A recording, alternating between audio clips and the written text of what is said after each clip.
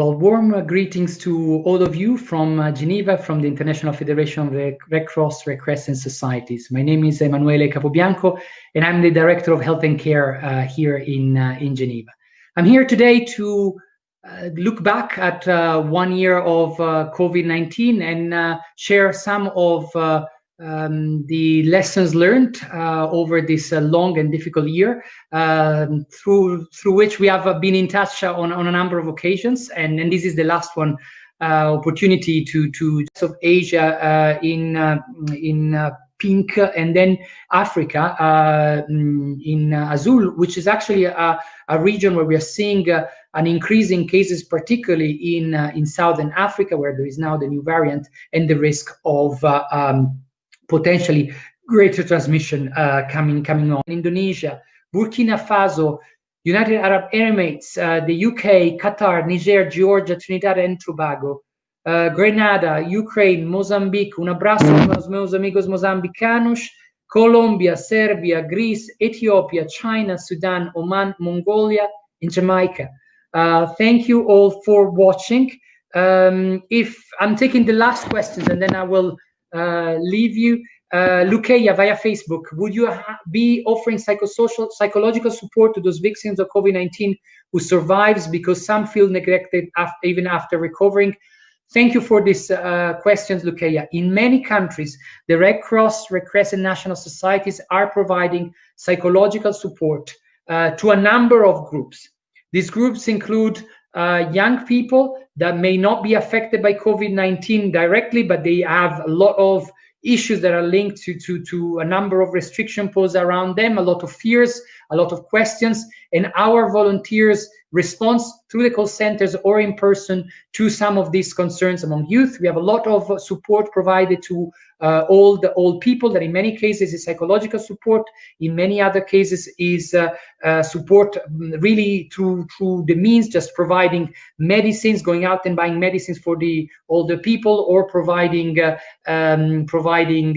food, or just providing company and someone to talk to.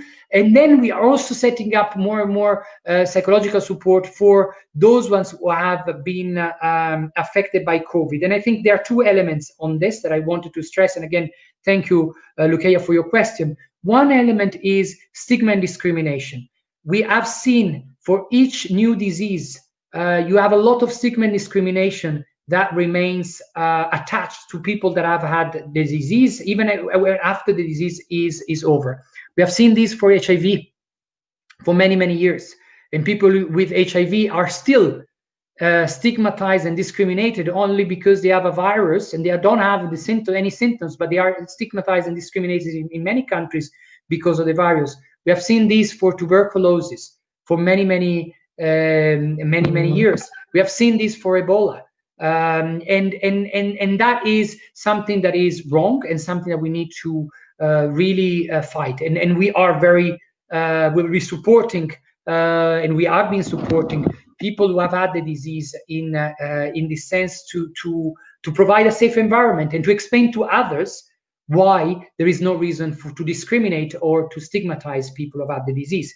The second area that is important for people who have COVID-19 is recognizing that COVID-19 in quite a number of cases can give symptoms that last for several months, the so-called long COVID, that is often not understood well by people, because we are still studying what the effects are, and there are very different effects. People are feeling very tired, people having symptoms of coughing for a long time, headaches, this COVID fog, people having difficulties in remembering things, in explaining things clearly. These are symptoms that are there for the long time, and this is very difficult for people who are healthy, maybe young, very active physically, to pass from that condition into a condition that is very difficult physically, but also psychologically. And on that, again, a lot of our volunteers are providing support to ease that phase that hopefully will then end for many people who are suffering from long COVID-19. I want to close now. I wanted to once again thank you all for following us today, but for following the International Federation of Red Cross on social media throughout this year that has been very, very busy with COVID-19. You can find us on Facebook, LinkedIn, Twitter, and TikTok. You can find me on LinkedIn and TikTok